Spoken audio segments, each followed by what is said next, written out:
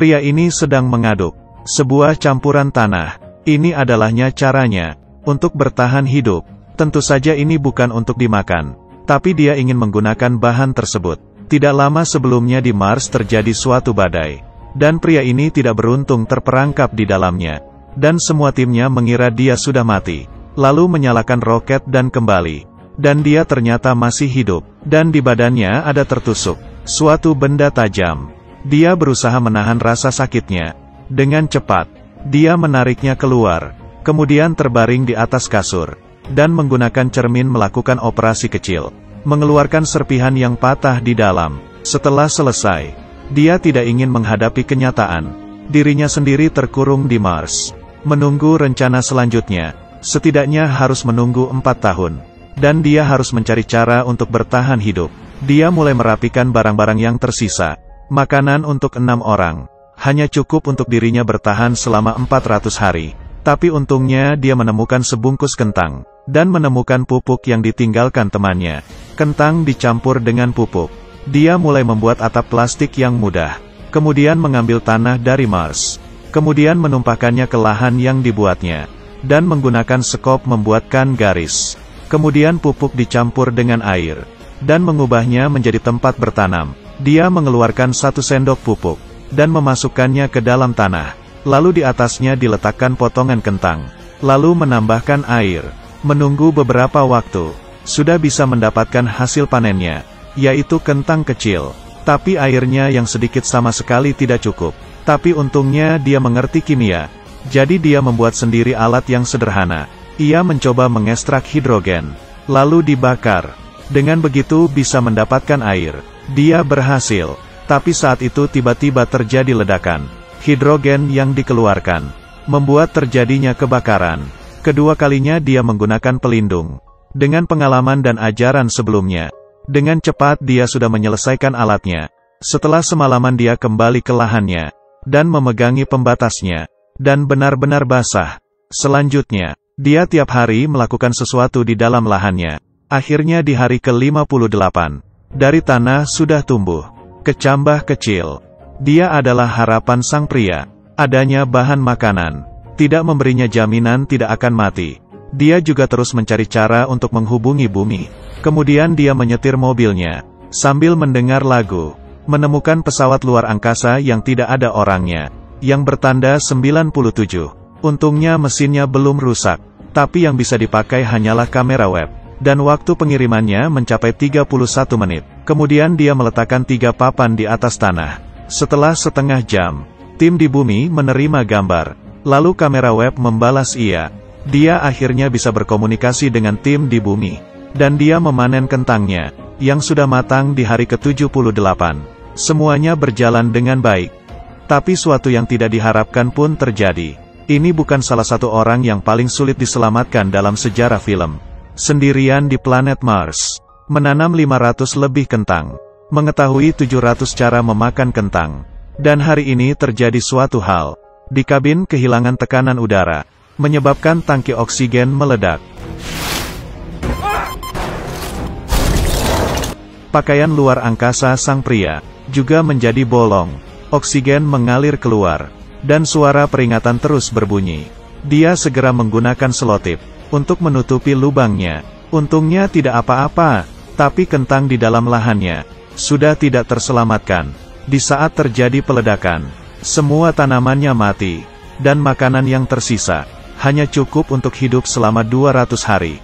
Kehidupannya selanjutnya, dia hanya bisa menghemat, dan tim di bumi mencari cara untuk memberikan pertolongan. Roket yang penuh dengan bahan telah bersiap untuk terbang. Ini adalah pengiriman yang sangat jauh dalam sejarah. Tapi di langit roket tersebut meledak, membuat semua orang tak berdaya. Haruskah dia selamanya tinggal di Mars? Tentu saja tidak. Tim luar angkasa Cina mengetahui kabar ini, dan memutuskan untuk memberikan pertolongan. Membuat rencana untuk menggunakan roket Taiyangsen, dan membantu mereka untuk mengirimkan keperluan keluar.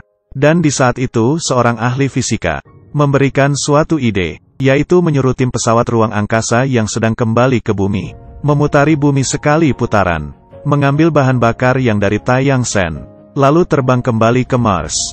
dan sang pria perlu menaiki mesin terbang, mencari cara untuk masuk ke jalur Mars, lalu berlabuh dengan tim pesawat luar angkasa, kemudian bisa kembali pulang bersama. Waktu pulang pergi ini memerlukan para tim untuk bertahan selama 533 hari di luar angkasa, dan tidak boleh melakukan kesalahan sedikit pun. Kalau tidak semuanya akan langsung gagal. Para tim awalnya merasa sangat bersalah memiliki rencana ini. Mereka juga tidak bisa menolaknya. Dengan begitu roket milik Cina pun diluncurkan, dan berhasil terbang keluar angkasa. Yang dirakit oleh Cina itu bagus. Tim pesawat luar angkasa berhasil mengambil bahan bakar, dan mulai menuju ke planet Mars. Sedangkan sang pria di waktu itu juga tidak ada istirahat. Dia mulai melakukan sesuatu pada mobilnya, yaitu membuat sebuah lubang, lalu mencari cara untuk meletakkan semua keperluannya. Di saat semuanya sudah dipersiapkan, dia akhirnya bersiap untuk pergi.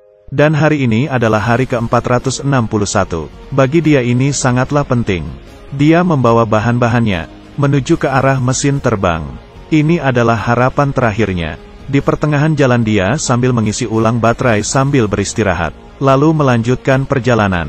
Akhirnya di hari 538, dia menemukan mesin terbang.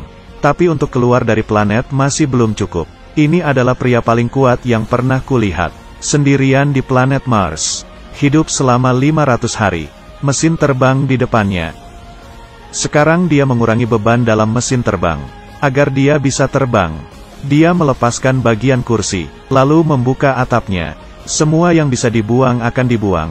Kemudian dia menutupinya dengan parasut. Dalam sejarah ini pertama kalinya, parasut diletakkan di atap mesin terbang.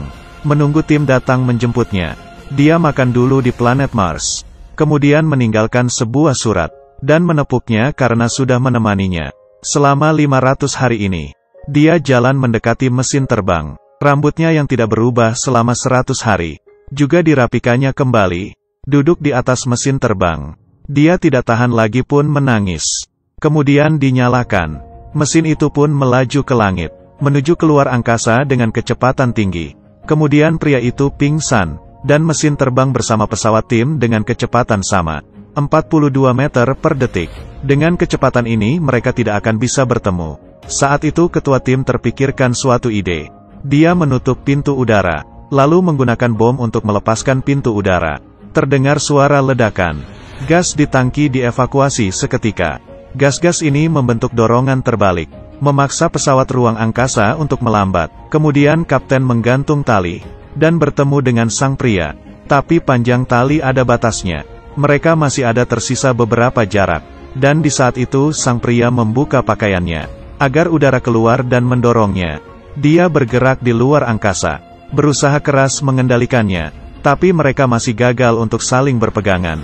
Untungnya dia menarik talinya. Kepala tim pun juga tidak berhentinya mendekat, berputar berkali-kali di luar angkasa.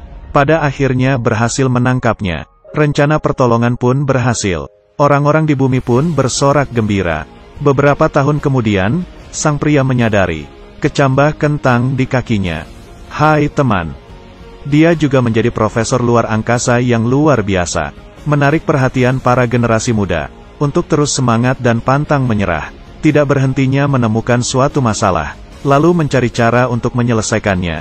Saat menghadapi kesusahan janganlah kabur, tapi harus menghadapinya. Menghadapi gagal bukannya marah atau menyerah. Selangkah demi selangkah, mungkin saja, kamu juga bisa kembali pulang dari planet Mars. Aku adalah Dongfang, terima kasih sudah tonton.